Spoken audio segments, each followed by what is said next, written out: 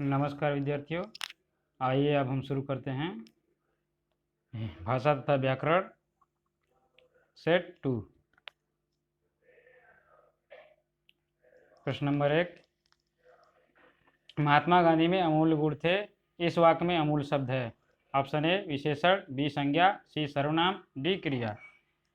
तो क्या पूछ रहा है, महात्मा गांधी में अमूल्य गुण थे, इस वाक्य में अमूल्य शब्द क्या है। तो यहाँ पर अमूल्य शब्द जो है वो विशेषण है, जो महात्मा गांधी की विशेषता को दर्शाता है। तो ऑप्शन ए बिल्कुल सही होगा। प्रश्न 2, निम्नलिखित में से कौन सी शब्द की वर्तनी कौन सी सही है। तो आप शब्द देख लीजिए, इसके आधार पे कौन सी वर्तनी सही है। तो जो ऑप्शन बी है, ज्योत्सना, आधा जा पूरा यो, और आधा ता, आधा सा और ना, ये बिल्कुल सही होगा। ऑप्शन बी बिल्कुल सही है। प्रश्न 3, हरियाली है। ऑप्शन ए जातिवाचक संज्ञा, बी समूहवाचक संज्ञा, सी भाववाचक संज्ञा, डी विशेषण। तो हरियाली क्या है, हरियाली भाववाचक संज्ञा है। ऑप्शन सी बिल्कुल सही होगा। प्रश्न 4, धर्म कर्म किस प्रकार का शब्द है। ऑप्शन ए विकारी, बी युग्म, सी विशेषण, डी अव्यय। जो धर्म कर्म शब्द है वो है आपका युग्म शब्द। ऑप्शन बी बिल्कुल सही है, एक दूसरे को जोड़ रहा है, मिला रहा है। प्रश्न 5, हिंदी शब्दकोश के अनुसार संतान, सकल, सचल, सक्षम शब्दों का सही क्रम है। तो हिंदी शब्दकोश के अनुसार जो शब्दकोश होता है, कैसे आ से शुरू होता है, फिर व्यंजन में का से शुरू होता है, उस हिसाब से इसमें सेट करना होता है। तो हिंदी शब्दकोश के अनुसार संतान, सकल, सचल, सक्षम शब्दों का जो सही क्रम है वह ऑप्शन डी, संतान, सकल, सक्षम, सचल, ये बिल्कुल सही होगा। प्रश्न 6, निम्न में से शुद्ध शब्द पहचानिए। यहाँ पर शुद्ध शब्द पहचानना है, 3 शब्द अशुद्ध होंगे और एक जो है वो बिल्कुल शुद्ध होगा। तो यहाँ पर ऑप्शन डी जो है जिजीविषा, वो बिल्कुल शुद्ध है।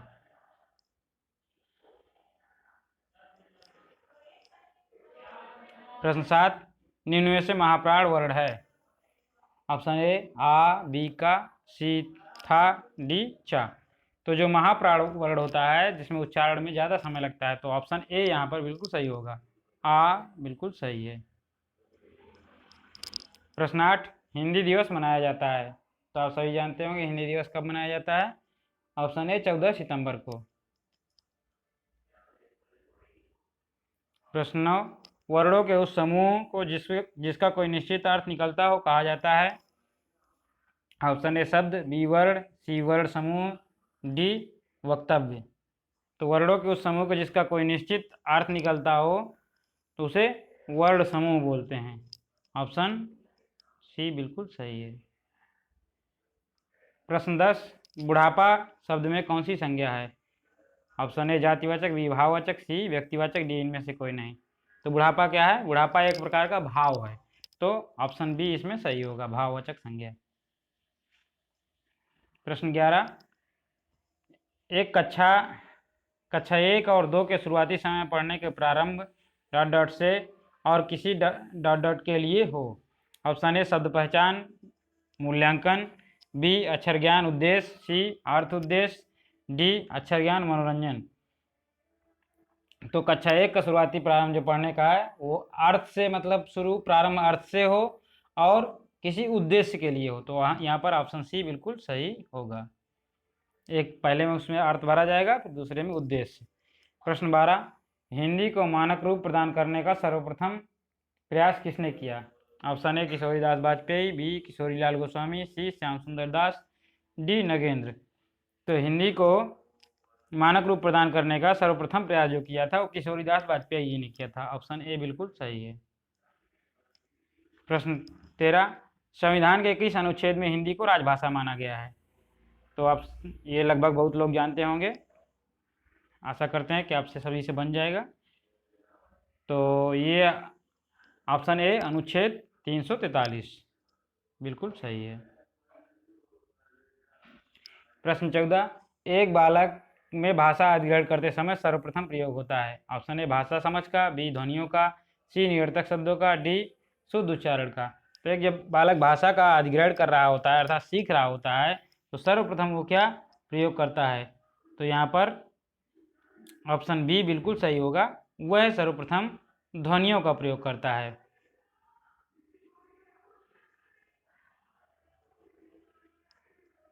प्रश्न 15, वस्तु स्थान भाव या विचार के द्योतक शब्द को क्या कहते हैं? तो ये संज्ञा की परिभाषा हो गई, तो यहाँ पर ऑप्शन ए संज्ञा बिल्कुल सही होगा। प्रश्न 16, हिंदी भारत के कितने राज्यों की राजकीय भाषा है? ये भी सभी से बन जाएगा। तो हिंदी 10 राज्यों की राजकीय भाषा, ऑप्शन बी बिल्कुल सही है। प्रश्न 17, सर्वनाम के कितने भेद हैं? Option A 6, B 5, C 7, D 15। तो आप सब जानते होंगे सर्वनाम के 6 भेद होते हैं, ऑप्शन ए बिल्कुल सही है। सर्वनाम के जो 6 भेद होते हैं वह है पहला पुरुषवाचक सर्वनाम, दूसरा निजवाचक सर्वनाम, तीसरा निश्चयवाचक सर्वनाम, चौथा अनिश्चयवाचक, पांचवा संबंधवाचक और छठवां प्रश्नवाचक सर्वनाम। तो ये सर्वनाम के इस प्रकार से 6 भेद होते हैं। प्रश्न नंबर 18, भाषा होनी चाहिए? ऑप्शन ए विषय के अनुकूल, बी रुचि के अनुकूल, सी अवसर के अनुकूल, डी ये सभी। तो भाषा जो होनी चाहिए इन सभी के अनुकूल होनी चाहिए, ऑप्शन डी ये सही, सभी बिल्कुल सही है। प्रश्न 19, बच्चों में सीखने से होने वाला प्रभावपूर्ण परिवर्तन है? ऑप्शन ए व्यवहारात्मक परिवर्तन, बी मूल प्रवृत्तियों में परिवर्तन, सी व्यक्तिगत प्रेरणाओं में परिवर्तन, डी इनमें से कोई नहीं। तो यहाँ पर बच्चों में सीखने वाला जो प्रभावपूर्ण परिवर्तन है वह है ऑप्शन ए व्यवहार परिवर्तन।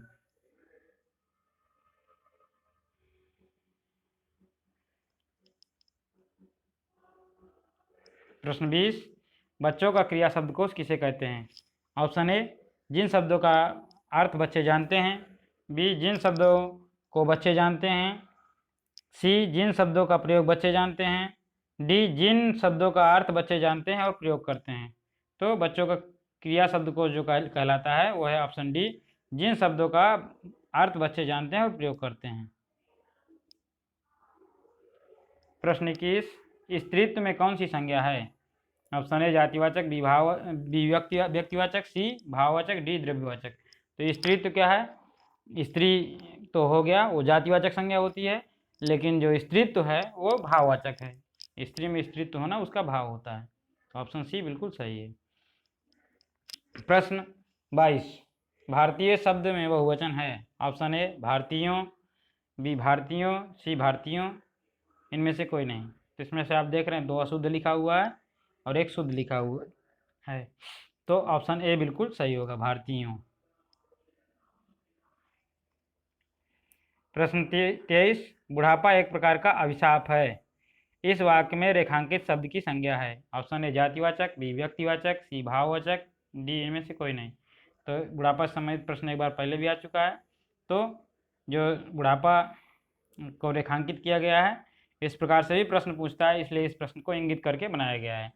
तो ऑप्शन सी भाववाचक संज्ञा बिल्कुल सही होगा। प्रश्न 24, पहाड़ी हिंदी किस क्षेत्र में बोली जाती है? ऑप्शन ए उत्तरी मध्य प्रदेश, बी हिमाचल प्रदेश, सी पूर्वी मध्य प्रदेश, डी राजस्थान। तो पहाड़ी हिंदी जो बोली जाती है वो हिमाचल प्रदेश में बोली जाती है, ऑप्शन बी बिल्कुल सही है। सभी विधियां असफल होने पर इस विधि का प्रयोग करना चाहिए? ऑप्शन ए प्रवचन विधि, बी स्पष्टीकरण विधि, सी शोध विधि, डी इनमें से कोई नहीं। तो जब सभी विधियां असफल हो जाएं तब हमको प्रवचन विधि का प्रयोग करना चाहिए, ऑप्शन ए बिल्कुल सही है। प्रश्न 26, उपचारात्मक शिक्षण की सफलता निर्भर करती है? ऑप्शन ए उपचारात्मक शिक्षण सामग्री पर, बी समय और अवधि पर, सी भाषा नियमों के ज्ञान पर, डी समस्याओं के कारणों की सही पहचान पर। तो जो उपचारात्मक शिक्षण की सफलता निर्भर करती है वह समस्याओं के कारणों की सही पहचान पर, ऑप्शन डी बिल्कुल सही है। प्रश्न 27, निम्नलिखित में से कौन सा शब्द संज्ञा है? ऑप्शन ए क्रुद्ध, बी क्रोध, सी क्रोधित, डी क्रोधी। तो जो इसमें से पूछ रहा है इन शब्दों में से संज्ञा कौन है? तो ऑप्शन बी क्रोध। क्रोध एक प्रकार का भाव है, अर्थात यहाँ पर भाववाचक संज्ञा है। ऑप्शन बी बिल्कुल सही है। प्रश्न 28, भाषा के प्रमुख अवयव हैं वर्ण, शब्द, पद, वाक्य। बी वर्ण, शब्द, अनुच्छेद, वाक्य। सी शब्द, वाक्य, वर्ण, विचार। डी वर्ण, शब्द, वाक्य, भाषण। तो यहाँ पर भाषा के अवयव पूछ रहा है, तो जो भाषा के प्रमुख अवयव हैं वो हैं वर्ण, शब्द, पद, वाक्य। ऑप्शन ए बिल्कुल सही है। प्रश्न 29, भारत में भाषाओं का साहित्यिक विकास क्रम माना जाता है। ऑप्शन ए संस्कृत, प्राकृत, पाली, अपभ्रंश। बी संस्कृत, पाली, प्राकृत, अपभ्रंश। सी पाली, प्राकृत, संस्कृत, प्राकृत, अपभ्रंश। डी संस्कृत, अपभ्रंश, पाली, प्राकृत। तो भाषाओं का जो साहित्यिक विकास क्रम माना जाता है संस्कृत, संस्कृत के बाद पाली, फिर प्राकृत, फिर अपभ्रंश। तो ऑप्शन बी बिल्कुल सही है। प्रश्न 30 एवं अंतिम प्रश्न, निम्नलिखित में से कौन सा शब्द व्यक्तिवाचक संज्ञा है। ऑप्शन ए गाय, बी पहाड़, सी यमुना, डी आम। तो यहाँ पर व्यक्तिवाचक संज्ञा पूछ रहा है, तो ऑप्शन सी यमुना व्यक्तिवाचक संज्ञा है, क्योंकि यमुना एक व्यक्ति का नाम हो सकता है। यमुना अगर नदी को भी इंगित करे तो एक ही है, तो एक व्यक्तिवाचक संज्ञा माना जाएगा। तो ऑप्शन सी बिल्कुल सही है। यदि यहाँ पर नदी होता तो नदी जातिवाचक संज्ञा में आता। तो इस प्रकार से ये व्यक्तिवाचक संज्ञा है। इसी के साथ धन्यवाद। और आप सभी लोग ज़्यादा से ज़्यादा वीडियो दूसरे को शेयर करें और उसको आप स्वयं पूरा करें। स्वयं पेपर रोज़ एक वीडियो के जितने क्वेश्चन हैं उन सारे प्रश्नों को आप अपने कागज़ लेकर बैठ जाइए, कॉपी कलम के साथ जब आप उसको करेंगे तो कितने प्रश्न आपसे बनते हैं, इससे आपको उसका लाभ मिलेगा। और आपका समय का भी इससे पता चलेगा, आप कितने समय में कितने प्रश्न कर सकते हैं। इससे आपको परीक्षा में किसी भी प्रकार की परेशानी नहीं होगी। तो ठीक है, इसी के साथ धन्यवाद।